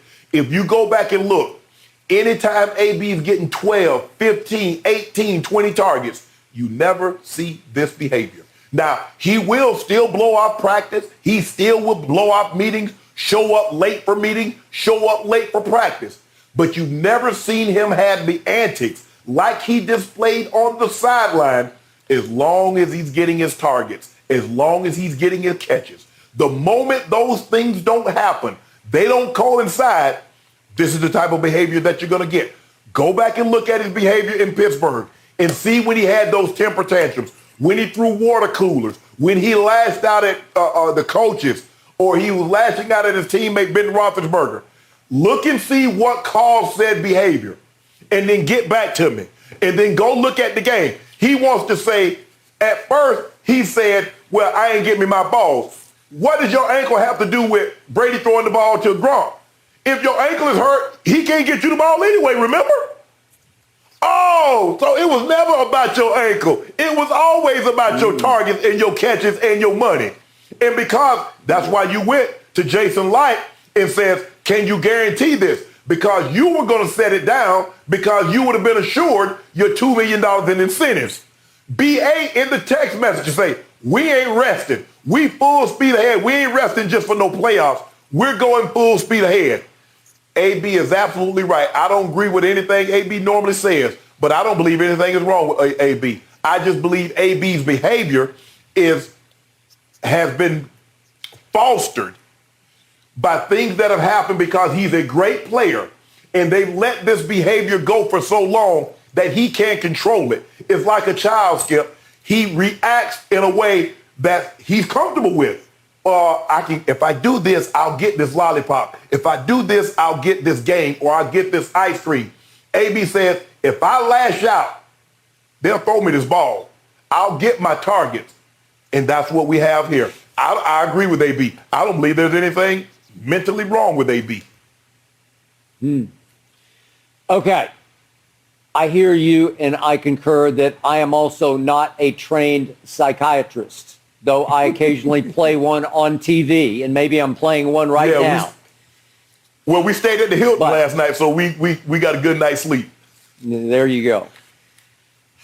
Look, AB doesn't always speak the most clearly, where you can readily understand exactly where he's going with his points. But in this case, I really appreciated what he said this time. I got it. It hit home to me. I thought there was real wisdom in what he spoke. And he started off by saying, as Alex read, that everybody's reaction to his meltdown was based on sort of where you're from, sort of what you've known in your life. And yet, in the end, his point was, nobody can really understand what I was thinking at that moment. And that is a fact. But we're reacting because it all started with once upon a time, as he melted down in Pittsburgh, we had our man James Harrison, his close friend and obviously Steelers teammate. We had him on Undisputed. And remember, Shannon, he first brought up live on the air on our show, he needs help. And then Bruce Arians concluded about AB after the meltdown. A couple days later, Bruce Arians said, I just hope he gets the help he needs. Tom Brady concluded, I just hope he gets the help he needs. Okay? So we're reacting to that framework. That's the perspective from which we're reacting. But AB said, with great wisdom yesterday, he said, you ride this roller coaster in the NFL. When you're going up, everybody's with you, and then when it hits bottom, everybody leaves. Well, that's the way it works. And he feels like he's being abandoned now by a lot of people because he's hit bottom. But then he made the point that while players always talk about how big mental health is to them in the NFL, that all of a sudden when something goes wrong, then it's all about mental health. And he said, it's like everybody says, he's crazy, there's something wrong with his mental health, talking about AB. And then he concludes, there is absolutely nothing wrong with my mental health. Well, Shannon, I don't even know how to break that down, but I'm with you. It's like, I think Arians and Brady are trying to almost give him a pass, like give him an out. Oh, he just needs help and then he'll be okay. And by the way, when he did get sentenced over the incident with the moving van driver, remember that? He was ordered to undergo anger management counseling, and I assume he had to complete that to get rid of that charge, okay? So he did go through that. You got to give him that. But in the end, it's like the theory I've brought up to you before. It's like the theory of little intelligences. We all have little intelligence. You're smart over here, but you're kind of dumb or naive over here. And we're all built that way. And I think we all have little pockets of crazy in us. The sanest person can have a little bit of craziness over here and a little bit over there, but be very sane here, and here. So again, it's hard to decipher all that when it comes to Antonio. But in the end, I like the fact, and obviously he's trying to reposition himself to get back in the NFL. I like the fact that he said, I don't have any problem. I'm just who I am. You got to accept me for who I am. Well, now it's up to the NFL. Whichever team is going to sit back and say, he's still productive, because the last we saw him, Brady threw him 15 footballs, and he caught 10 of those for 101 yards at Carolina in his return to the Bucs. So he'll be, 33 years of age. He's kind of getting toward the end, but could he still be productive? Sure he could. Can you coach him? Can you trust him? I'm to the point where he's pushed me over the edge so many times, I don't think you can trust him. Unless you've got a Brady at quarterback who takes him under wing and has him live with him and tries to protect and defend him, I don't think it'll work. Skip, look at the head coach that he had. Look at the locker room that he had. Look at the quarterback that he had. When Brady and BA says he needs help, when people say he needs help, let me tell you the help he needs. He needs a team that'll let him do what he wants to do. You come to practice when you want to. You come to meetings when you want to. You show up on time when you want to. And you're going to be the number one guy, and we're going to throw you 12, 15 targets a game. That's the help he needs. Other than that, you're going to get this. This is going to wear his ugly head again. Skip, we all came up in situations. If I would do everything that the way my grandfather and grandmother, I'd have been in prison long, long time ago. But as you evolve, as you age and you evolve, you realize you have to be able to channel things and handle things in different manner. You don't let people run over you, of course. You don't let people do certain things to you. But in a situation like this, if AB's ankle was hurting, he should have no concern whether or not who Tom Brady's throwing the ball with. Your ankle is skipped. When I was injured, I didn't care they were throwing the ball to Ed or they were throwing the ball to Rod. I'm hurt. Why do I care? I can't contribute unless Skip, I'm out there and I ain't getting no targets when y'all told me if I go on out there, I shoot this ankle up, y'all gonna feed your boy. So if you sold me a bill of goods, now I'm gonna be upset because you got me out here and I'm thinking one thing and it's something entirely different. I believe that might have been the case. They told AB, we gonna get you, we got you, bro. We gonna feed you, we gonna get you your target. And then he gets in the game, even though it was one fewer target that he had, he was getting 6. He got 5 at the half with a whole nother half and another game to play. And somehow he lost his cool. Like I said, Skip, I'm not certified, but all I'm saying is this. Based on his history and his behavior, this is the type of behavior that he exhibits when he doesn't get his way or he feels things aren't going his way. Yep. So my bottom line to AB right here, right now is he has one later career claim to fame, one selling point as he tries to return next year. And that is that last year he was a model citizen in his first year at Tampa, albeit just for the last 8 games. But as you recall, we never heard a peep out of him. And he and Tom together won a Super Bowl. Skip. So he's got that on his resume. But then predictably this year, he went right back over the edge. He was a luxury, not a necessity. The moment he felt they needed him. Skip, it's like a birthday cake, Skip. Candles aren't a necessity. The cake is the necessity. I've seen cakes with no candles. It's still a cake. But you can't have a birthday cake with no cake. You can't just have the candles and no cake. So AB, once he felt he was a necessity, this is the behavior. Healthy Chris Godwin, healthy Mike Evans, healthy Gronk, healthy Cameron Brate. Man, I'm the fifth. Man, they don't really need me. Mike Evans is nicked. Chris Godwin is out. Gronk had got 4 catches over the last 2 weeks with 16, 17 targets. Boy, they need your boy. They need your boy now. Hey, give me this or else. Now they say, well, hold on, bro. You know how this works. We throw to the open guy. Now, we're going to get you your targets, but you're not going to tell us the manner in which we're going to give you these targets. Give me this or else. So he started bucking on the sideline. B.A. said, you ain't going to go in the game? Get the you-know-what out of here. Skip, I absolutely believe B.A. told A.B. once A.B. told him he was not going back in the game to get the bleep up out of here. I absolutely believe that. Do I believe he made the throat gesture? I don't. But I believe he told him to get the you-know-what out there. Based on how B.A. and things that we've seen, he absolutely told him to get the you-know-what up out of there. No mercy. Now, Tom Brady is looking to win his 8th Super Bowl, but it could also be his last. Former Patriot teammates Rob Ninkovich and Christian Foria both went on the record this week saying they wouldn't be surprised if the GOAT retired in the spring, citing that he's already accomplished everything his legacy needs and he's now in just, quote, bonus time. So, Shannon, can you see Brady retiring this offseason? No. He just threw for the 3rd most passing yards in the season in NFL history. He just led the NFL in passing touchdowns. And, Skip, if you were to win the Super Bowl, you know damn well he coming back for the three-peat. That's what would set him apart. The three-peat? Something that's never been done?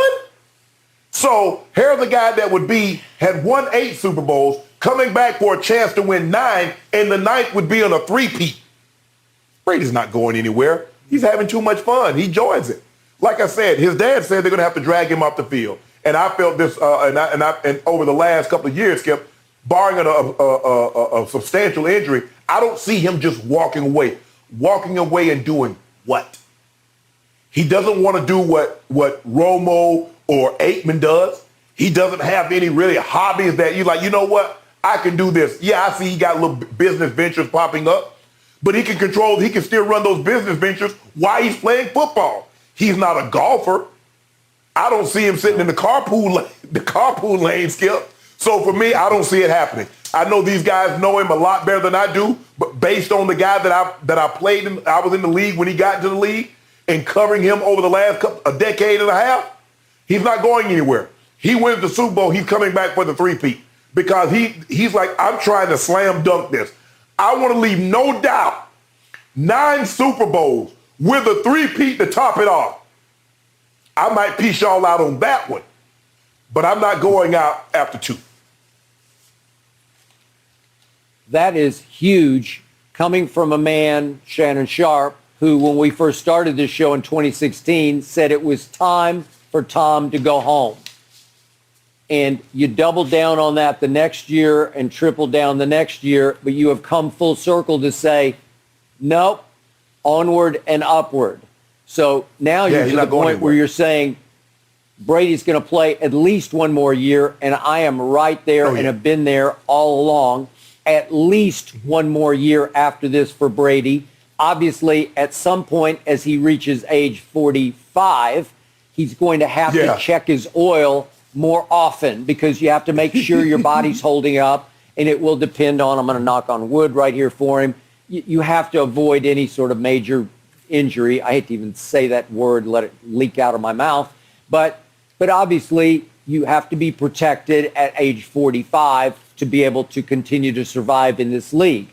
So the point is, echoing your point, Pro Football Focus grades Tom Brady at age 44 this year as the MVP of this league. Obviously, you're all about Aaron Rodgers, and obviously you're going to be right. He is going to win MVP. But Pro Football Focus on grades from game to game to game graded Brady higher than Rodgers and says that Brady should be far and away, was their quote in their breakdown, should be the MVP. Well, we could argue that all day long, but the takeaway is Tom knows what he did this year. He had an all-time, we talk about LeBron having the greatest age 37 season. Well, it's almost laughable to say Brady had the greatest 44-year-old season because there's nothing to compare it to. Nobody ever even thought about playing till you're 44. And I hark back to my time at the, unless you're a kicker, that's right. I hark back to my time at the Chicago Tribune, and I got to work with one of the great pro football writers ever, Don Pearson. And back in the late 90s, he did a survey of where did the great quarterbacks hit the wall. And his conclusion was, this was like 97, 98. His conclusion was they all hit the wall at 38. That's the magic number where nobody can be remotely what they were in their prime past 38. Well, here's Brady, and you could make a case that he had his best year ever this year. I know 2007 was just off the charts, but seriously, it was at least one of his best seasons this year at age 44. And so he's going to walk away from that. To your point, I agree. I wrote that down. He's having too much fun. And it won't be dictated by the outcomes of these games because he's having too much fun. There's nothing. He likes to play a little off-season golf. We've seen him in the big celebrity matches, Barkley and all that. We get that. But that's not what he wants to do full time. He doesn't want to be a commentator. He wants to play pro football at the highest level. So I'm reading Rob Ninkovich. He does a great job on ESPN. And he says, his point is, what else does Tom have to prove to anybody? Well, Shannon, what did he have to prove after he won 5 Super Bowls in New England? He just wanted to win 6. And after 6, he just wanted to win 7. And after 7, he wants to win 8. And after 8, if he gets to 8, you know and I know, if he could have a shot at a three-peat, please bring it on. He would be obsessed. He would be out of his mind driven to win 3 in a row. Well, it's just who he is and what he does. And his point is always, why do you try to force me out of here? I'm shattering this mold. I don't want to go. And if I keep playing at this level, why should I go? If he could play at this level till he's 50, why should he stop? Well, in the end, now they're starting. My good friend Christian Fourier up in Boston is speculating, well, they delayed the last episode of Man in the Arena, the Chopra, the Brady that's been on ESPN Plus. They delayed the release of it till April, and it wait a second. Does that mean that will be the final announcement that he's gone? No. Skip, if he wins the championship, he's not retiring, Skip. No. He's not. I'm but sorry. Skip, and the thing is, well, here's the thing that worked in Brady's favor as opposed to the other guys. They no longer wanted to train at that level. It gets harder and harder to push yourself to the weight room, to go out there and throw, and to keep your body to maintain that level in what it took. And so for Tom still get the enjoyment out of going through the daily process. Yeah, the finished work is what you see on Sunday. But Tom loved the journey in order to get to the destination, which is Sunday. He loves that. I'm not so sure the Marinos, the Elways, the guys that played up until their 38, Skip, I'm not so sure they love that. And it was a different game then, Skip. They were still punishing the quarterback. The quarterback was not under the protection and the assurances that the league has it now. That's not to deny what Tom is doing. But, Skip, I think he said at like 37 or 38, he wanted to play till he was 45, and I thought he was crazy. Because I'm like, bro, you ain't going to want to get up every day and push your body to the limit like that. But he does. He loves everything, the things that normally drive guys away, which is the training, which is the film study, which is the monotony, not the game. Because, Skip, going into the game and you hear the fan, you get the adrenaline going, you're around your guys. But it's the monotony. Yeah. It's the day-to-day. It's the off-season from the training until you get to the game. The guy says, no, I'm done with this. Enough. Do you see this week what he told his PR staff? No outside interviews. I will do nothing except the one on, I guess it was on Wednesday, the big session, because I am locked in on the Rams. As we speak, he's probably studying tape. They might be working out right now, but the point is, hey, he's up against, to me, his greatest playoff challenge, because I think he's going to be without his right tackle. He might be without his center. He might be without playoff Lenny. He's down Chris Godwin and Antonio Brown. This is a huge challenge, and he is obsessed with it. And I promise you, Thomas Edward Patrick Brady Jr. is having the most fun this week he's ever had. No mercy.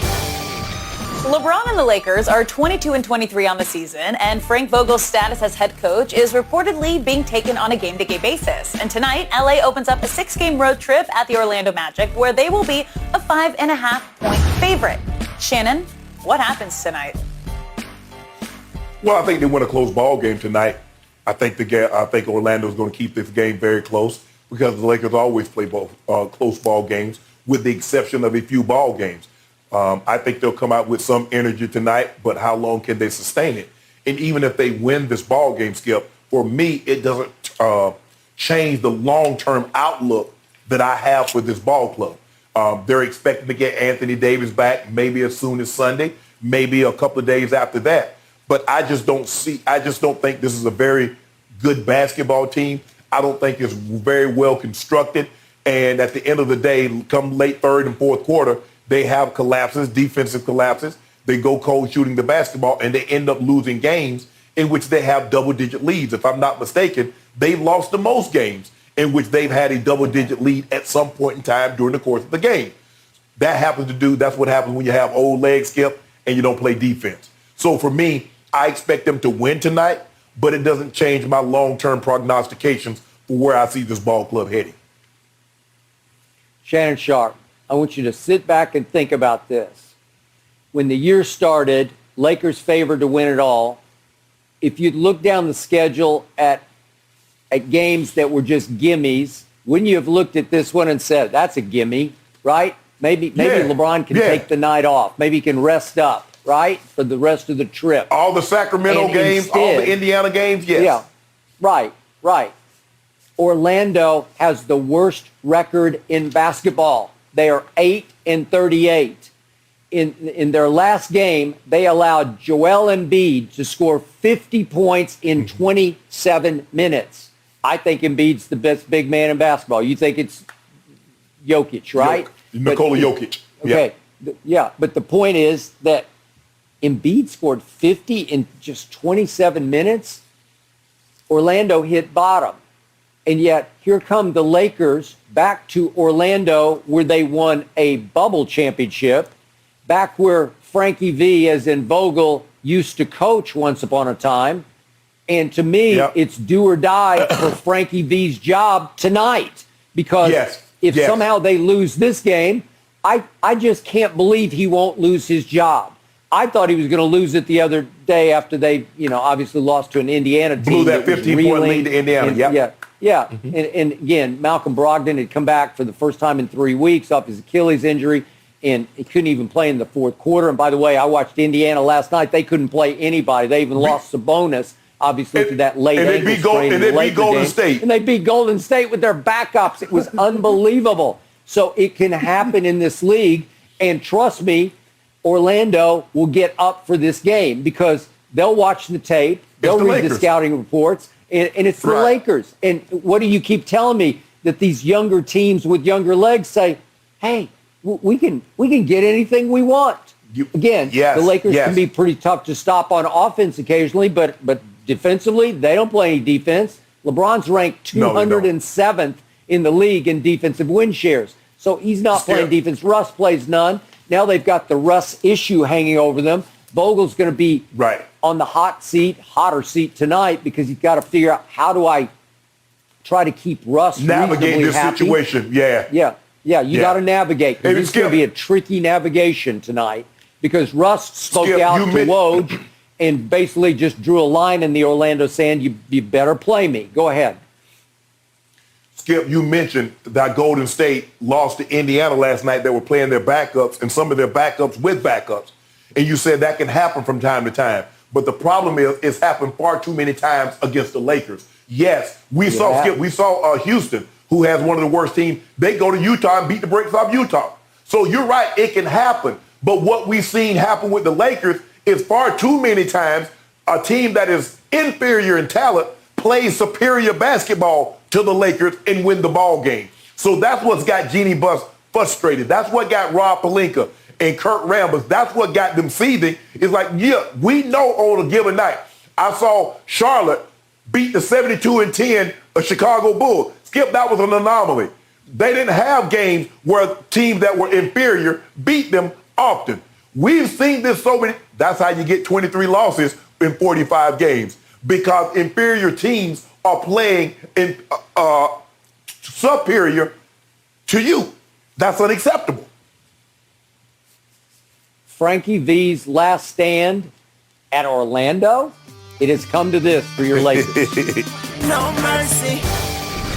After a lackluster run in Cleveland, OBJ has rejuvenated his career with the Rams, including 4 catches and a touchdown in their wild card win. And now Odell is lining up to be one of the top unrestricted free agents entering this offseason, with a new projection from Yahoo Sports thinking he could make anywhere from 10 to 12 million. So Shannon, on a scale of 1 to 10, how hot of a commodity do you think OBJ will be on the free agent market? I think it's going to be an 8. You look at some of the guys, the notable guys, Skip, Michael Gallup coming off an ACL injury, Chris Godwin, ACL injury. You got Allen Robinson, you got Mike Williams, the talented wide receiver from the Chargers out here. But I think OBJ has made a market for himself because the thing was, it was never about the locker room. It's not his fault that the guys in the locker room saw Baker more as the problem than Odell. We haven't seen any sideline antics. I think he's matured. I think he's grown up. Like I said, we know now OBJ is about to be a father.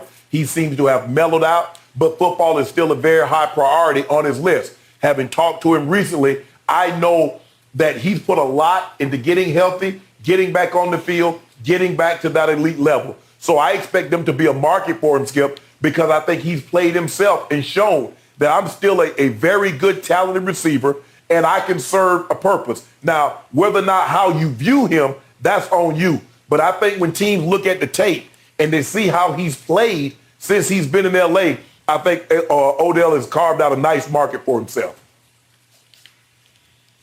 Okay. You're going 8. I can't go higher than 5 on how hot he'll be on the free agent market. Shannon, speaking of ACLs, he had to overcome his own going back, obviously a year ago. And I hope that he has. 2 years ago. But, I'm saying he had to come back a year ago off his ACL. Mm-hmm. So it's hard because, as Brady said a month or so ago, it's like a lifetime injury when you have an ACL tear. They're hard to fix, and they're hard to get exactly right. And I do think that 3 different surgeries over 4 seasons sapped some of his athleticism, Odell. Some of it's talk about his lateral quickness, his leaping ability. It's not quite what it used to be. And if you're right about talking to Odell that he sort of reprioritized football, for a while, I think everything else sapped a lot of his concentration. Too much was going off the field. He wanted to be like an it kid, like a party kid, and he's all over the place. He's in Paris, he's in New York, he's at Fashion Week, he's at this, he's at that. It seems like he's more in a comfort zone in Los Angeles. Yeah. Well, don't you think he wants to stay in Los Angeles? Don't you think that will diminish some of his marketability on the free agent market? Because a lot of people think, he just wants to stay a Ram because he can obviously better maximize his off-the-field income in L.A., as he could in New York, obviously, than to go elsewhere would be. And it didn't work out in Cleveland in large part because I don't think he ever loved being in Cleveland, Ohio. So in the end, I look at the numbers, they've just dropped and dropped and dropped. And even with the Rams, I hate to keep beating what you'd call a dead horse here, but he played 8 regular season games with the Rams, pretty good body of work, and he averaged 38 yards receiving per game. Well, now Charles Robinson on Yahoo is writing about he'll be like a premier, at least number 2 receiver on the market. Well, 38 yards a game isn't even number 2 quality. So maybe if he has a huge game against the Bucs, if he goes to, however it turns out, if he goes to Lambeau and has a huge game where he once stunk it up for the Giants in his one previous playoff game where he dropped the early third down pass, then dropped one at the back of the end zone after taking his receivers to prepare for the game on the frozen tundra with a day off on South Beach. Maybe he can live all that down. Maybe he can overcome all that. And it does feel like he's been a more model citizen with the Rams so far. Skip, let me ask you a question. Do you think Devontae Adams liked living in Green Bay? Do you think Justin Jefferson likes living in Minnesota? Of course not. But that's where you got drafted. That's where you were traded to, and you make the most of the situation. Sure, Odell would like to stay with the Rams, but I don't know if financially if it's going to be feasible for him. Odell has found someone that he truly enjoys to be with. He loves that person. That person loves him. He's about to be a first-time father. That has that changes a lot of guys' mindset. So the things that excited him, the things that he wanted to do, also now that take a back seat to family. Football becomes the number 1 priority because you realize how fleeting this thing can be taken away from you. You mentioned it, the ACL, the other injuries, the sports hernia surgery. Yep. So I just think Odell has found a new focus in his life, and I think he's going to be better served. Now, Devontae Adams is also going to be a free agent. But you and I both know, Skip, he'll never know what it's like to be free or an agent. Exactly. That is correct. I agree. That's why I didn't even lift him. Yeah, Devontae's not an internet sensation. He's not. No. He's not an Odell who's godlike on the internet, right? He's an influencer, right. and Devontae's not an influencer, so it's all football all the time in Green Bay. Aaron Rodgers loves living in Green Bay, but they're not like Odell is. Odell needs California, and I'm going to remind you, Robert Woods will be back next year. So how will that impact the Rams? I don't know. They're not going to be able to offer Odell much money, but he may take hometown discount to stay in L.A. where he does live. No mercy. In the latest returns of fan voting for the All-Star Game in Cleveland, LeBron James has leapfrogged Steph Curry as the top vote getter in the league. Shannon, are you surprised? I'm not surprised at all. Skip, you remember when the season first started, LeBron was out, and Steph Curry was on this historic number. He was on the cusp of breaking the most threes in a career, and Steph was playing unbelievable. But since LeBron has been back, he has outplayed Steph Curry. 29, 7, and 6. That's what he's averaging. And plus, he's still the face of the NBA, Skip. You can say Steph Curry and he's an average guy and everybody loves him. LeBron James, by these vote totals, tells you he's still the face of the NBA. Wait a second. How can you be the leading vote getter when your team is 22 and 23, you rank 207th in defensive win shares, and you're a high-volume three-point shooter but mediocre maker of three-point shots? The fans voted. Shannon, the fans are voting. Okay, yeah, and you know what's going to happen? 5 years into retirement, LeBron will still be the leading vote getter for the All-Star team because that's what the blind witnesses do. They're going to prop him up and keep him afloat. Let me ask you a question. Where is Clay? Where is Clay in the fan voting? You remember Magic Johnson got voted to start the All-Star game, and he wasn't even in the NBA. And nobody had a problem with that. Why you got a problem that people like LeBron? It's the fan vote. Well, the fans have spoken. But at least Magic and Clay's That's it for us, guys. good. Have a great weekend. We'll be back Monday at 9:30 Eastern. But don't go anywhere because a herd starts We did it, Bron. right We now. did it.